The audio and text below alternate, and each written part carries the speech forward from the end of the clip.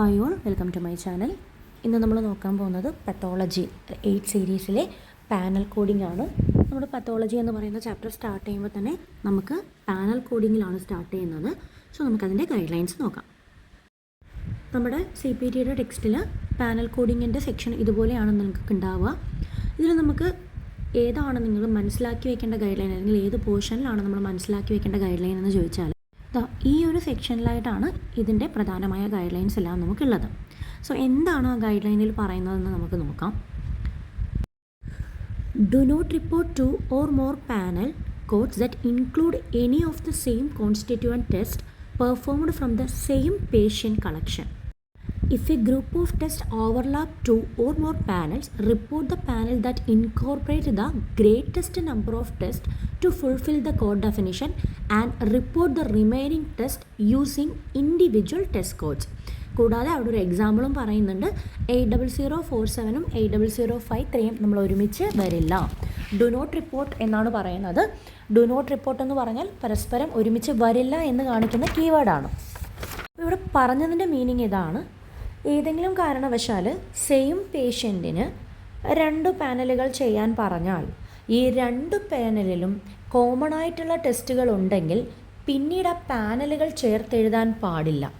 For example നിങ്ങൾക്കിവിടെ കാണാം 80047 80053. അപ്പോൾ ഈ 2 പാനൽ നിങ്ങൾ താഴെ ഇൻഡിവിജ്വൽ ടെസ്റ്റുകൾ നോക്കിയാൽ carbon dioxide, chloride, creatine, glucose etcetera ഇത് രണ്ടും സെയിമിലും, അതായത് 80047ലും നിങ്ങൾക്ക് ഈ പറഞ്ഞ ടെസ്റ്റുകൾ കാണാം, 80053ലും നിങ്ങൾക്ക് ഈ പറയുന്ന ടെസ്റ്റുകൾ കാണാം അല്ലേ. അപ്പോൾ ഈ 2 പാനലും ഒരു പേഷ്യൻറ്റിന് ചെയ്യാൻ പറഞ്ഞാൽ ഈ 2 പാനലിലും കോമൺ ആയിട്ടുള്ള ടെസ്റ്റുകൾ കണ്ടാൽ പിന്നീട് പാനൽ നിങ്ങൾ 2ഉം കൂടെ ചേർത്ത് എഴുതരുത്. ഫോർ എക്സാമ്പിൾ ഇപ്പോൾ ഈ പറഞ്ഞ പോലെ ക്ലോറൈഡും ക്രിയാറ്റൈനും ഒക്കെ 80047ലും ഉണ്ട്, 53ലും ഉണ്ട്. ഇങ്ങനെ വന്നു കഴിഞ്ഞാൽ പിന്നെ 80047, 80053 എന്ന ആൻസർ എഴുതാൻ പാടില്ല, തെറ്റാണ്. അങ്ങനെയെങ്കിൽ ഇപ്പോൾ പറയുകയാണ് ബേസിക് മെറ്റബോളിക് പാനൽ, അതായത് 8047, കോംപ്രിഹെൻസീവ് മെറ്റബോളിക് പാനൽ 8053 ചെയ്യാൻ പറഞ്ഞു. അപ്പോൾ നമ്മളത് എങ്ങനെയാണ് കോഡ് ചെയ്യുക എന്നുള്ളതാണ് നമ്മൾ നോക്കേണ്ടത്.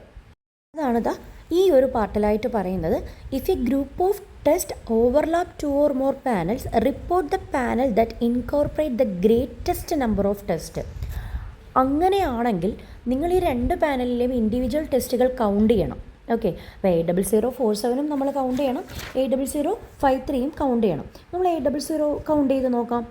1 2 3 4 5 6 7 8 ടെസ്റ്റുകളാണ് ടോട്ടലായിട്ട് 8047ലുള്ളത്.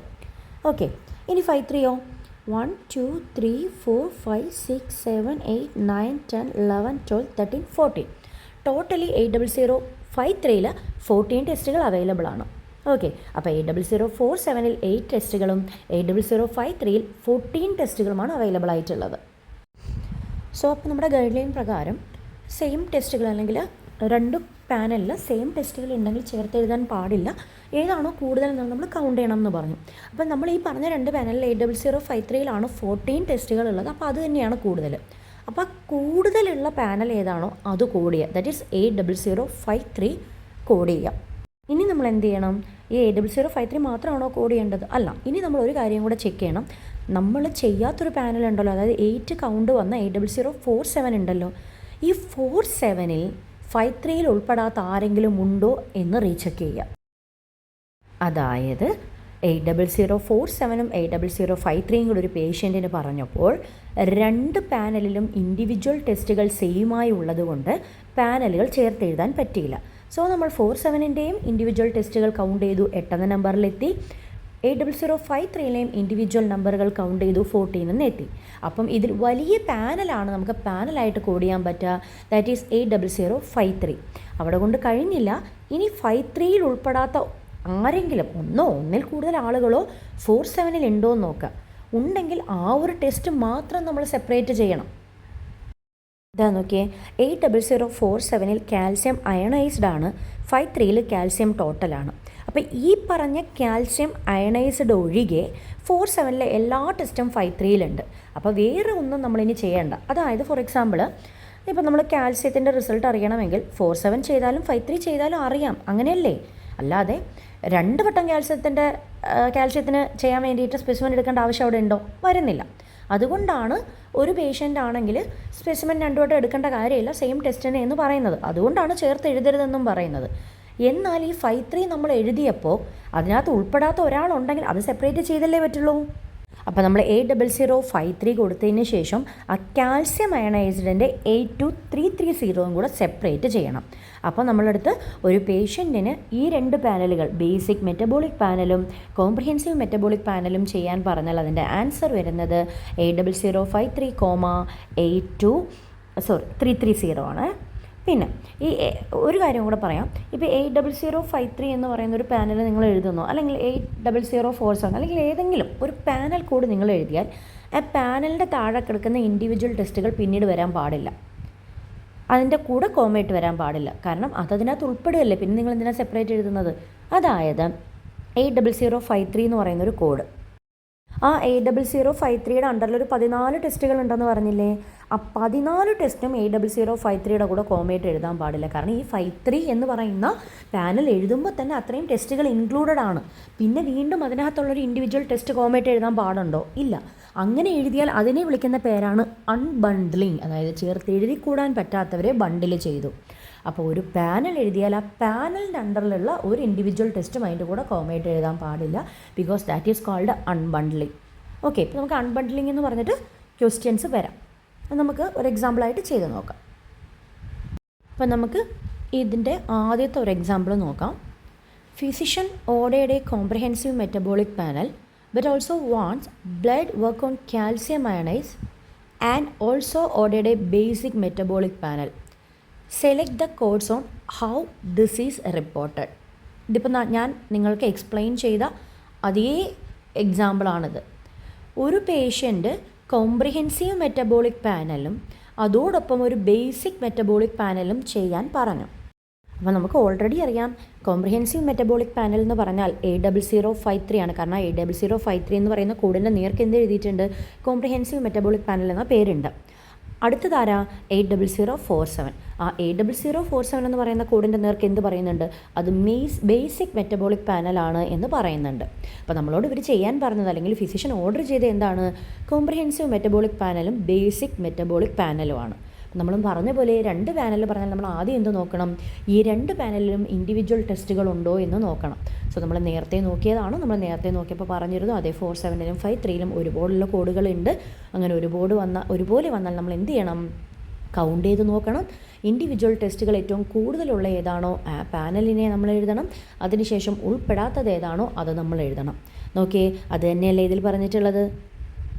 ഇതേ കാര്യം തന്നെയാണ് ഗൈഡ് ലൈൻ പറഞ്ഞപ്പോൾ ഞാനൊരു എക്സ്പ്ലനേഷൻ ആയിട്ട് അല്ലെങ്കിൽ ഒരു എക്സാമ്പിളായിട്ട് അവിടെ പറഞ്ഞത്.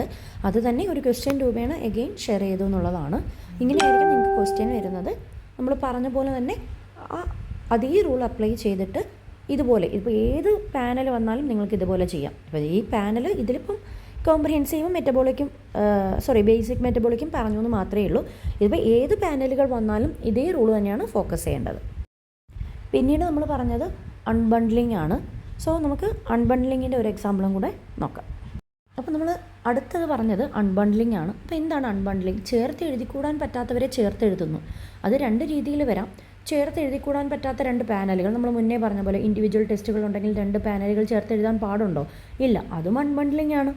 2, ഒരു പാനലും ആ പാനലിൻ്റെ താഴെയുള്ള ഇൻഡിവിജ്വൽ ടെസ്റ്റുകളും കൂടെ കോമയായിട്ട് വരുമോ? ഇല്ല. അങ്ങനെ വന്നാലും അത് അൺബണ്ടിലിംഗ് തന്നെയാണ്. നമുക്ക് ഇതിൽ കൊടുത്തേക്കുന്ന ഓപ്ഷൻസിൽ നോക്കാം. 80048ഉം 8061ഉം ആ 2 പാനലുകളിൽ ഏതെങ്കിലും ടെസ്റ്റുകൾ കോമൺ ആയിട്ടുണ്ടോ എന്ന് നോക്കുക. താഴെയുള്ള ഇൻഡിവിജ്വൽ ടെസ്റ്റുകൾ 2ലുമായി ചെക്ക് ചെയ്യുക.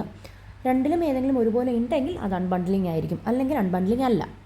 അപ്പോൾ ഇതിൽ ഫസ്റ്റ് ഓപ്ഷൻ 80048,61 ഈ 2 പാനലും നിങ്ങൾ പോയി വായിച്ച് നോക്കുക. അതിൽ താഴെ ഇൻഡിവിജ്വൽ ടെസ്റ്റുകൾ കോമൺ ആണോ അല്ലേന്ന് നോക്കുക.